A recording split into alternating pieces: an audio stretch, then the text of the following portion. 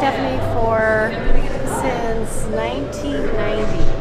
What happened was her dad passed away, and there was nobody in the family that could take her on, okay, that could take the responsibility.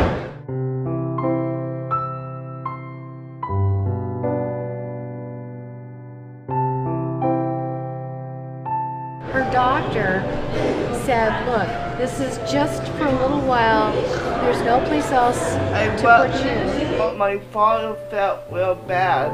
He did not want to put me there, but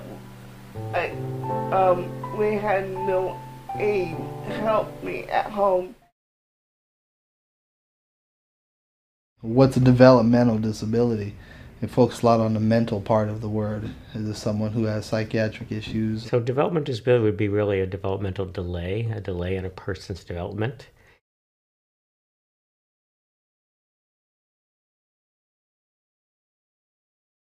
Delays could be in speech, it could be in their physical development in terms of their ability to ambulate, their ability to do the things that we who are not developmentally disabled take for granted, such as our activities of daily living.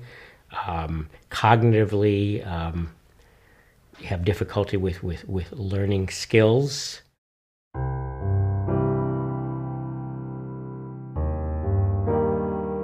The developmental centers were established many years ago, and they were the primary resource for people that had to turn to take care of children, siblings that had developmental disabilities. The state of California told families to just leave their kids in institutions and don't worry about it, we'll take care of them, you know, and then I think also for a lot of families there was a sense of comfort at the developmental center because it was very much, you know, an enclosed community where there were doctors, nurses, psychologists, every sort of specialist that you would need, and in a lot of ways all of their needs were being met. You couldn't go in and out by yourself. You had to have someone sign you out. In our perspective, it was a little limiting in that they had this nice life, but it was in, you know, within, you know, enclosed places, and a lot of the facilities were locked, or a lot of the buildings were locked.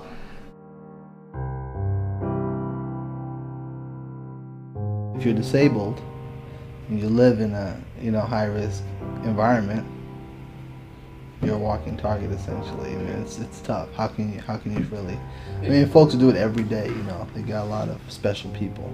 I don't like this street no more. It's too much trouble.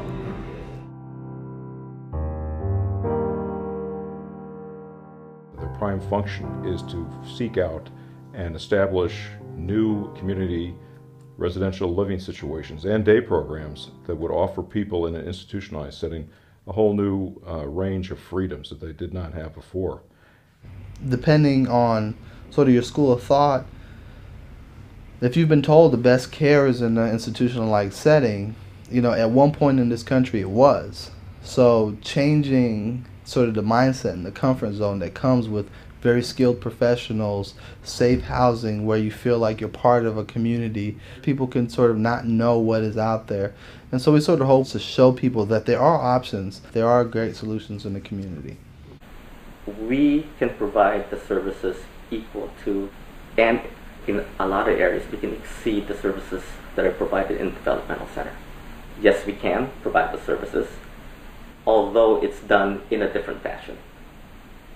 However, there are things that we can provide here that is not accessible to the developmental centers as well.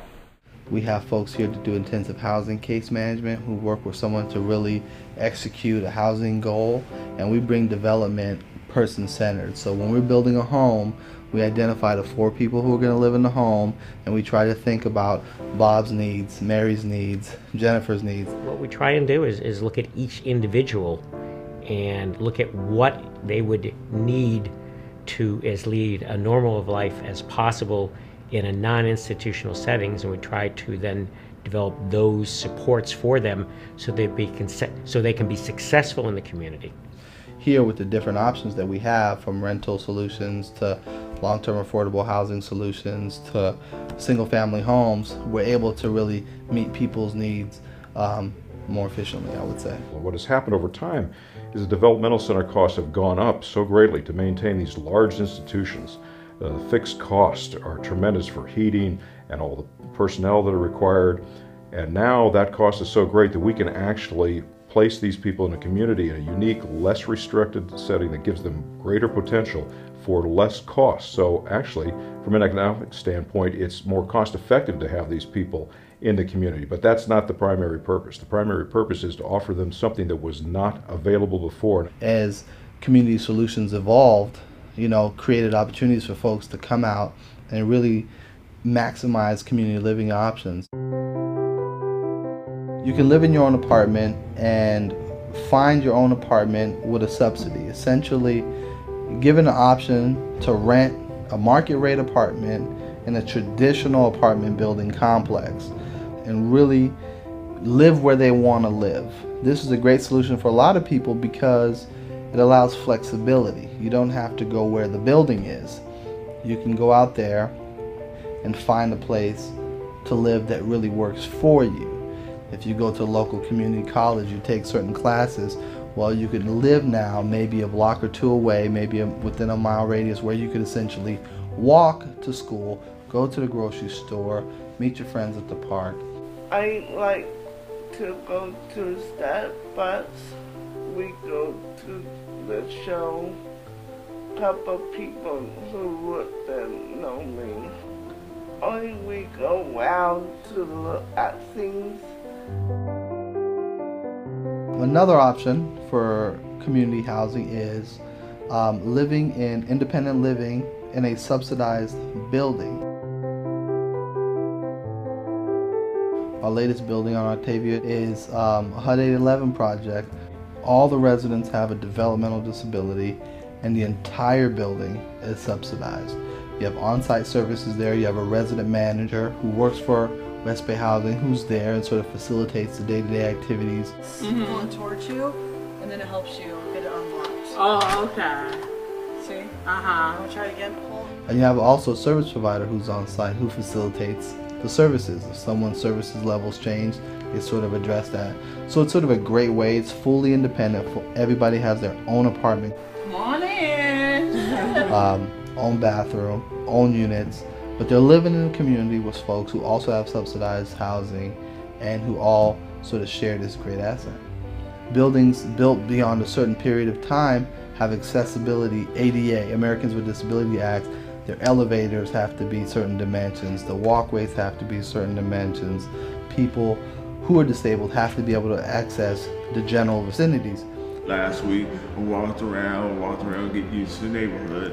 And then when I walked around in the neighborhood, it's about like 5-6 blocks from my church, where Laguna Honda is. I mean, not Laguna Honda, but Laguna, McAllister, and all the other nice places. Which brings me to residential care facilities. We take a single family home and we do gut rehab, acquisition rehab. We essentially go into a single family home and typical home like you and I would live in, and we completely remodel these homes and make them 100% accessible.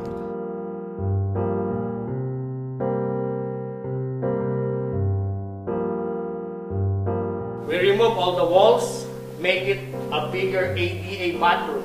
It will be a roll-in wheelchair bathroom where there's no elevation. Then we partner with a service provider who comes in, licenses the facility, and makes it a residential care facility. We have community outings regularly. It could be 3 or 4 times a week depending on their mood. On a typical day, they'll arrive here around 9 in the morning. We do some activities inside where we're making a canvas or doing an art project. At the food bank in San Francisco, they mostly bag dry goods, and then those are distributed to the homeless. You get the mixture of accessible, affordable housing option with support services there for you.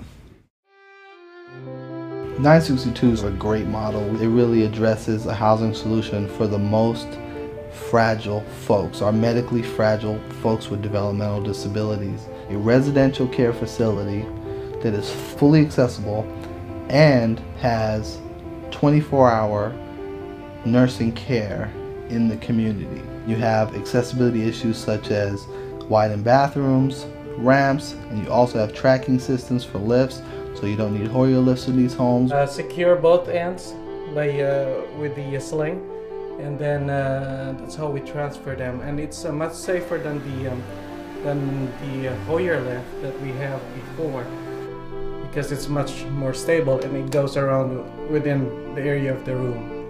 We have homes that provide 24-hour nursing, 24 hours worth of skilled nursing, so we have either an LVN or our RN there 24 hours a day, 7 days a week. The unique thing about the 962 homes in that the regional center created a contract with the physician to actually come to the home, and it's every 60 days. And GGRC has 4 962 homes, so they serve 16 individuals, and she, follows all 16 of those individuals. We've essentially thrown all our best resources at creating, a great housing solution for our medically fragile folks.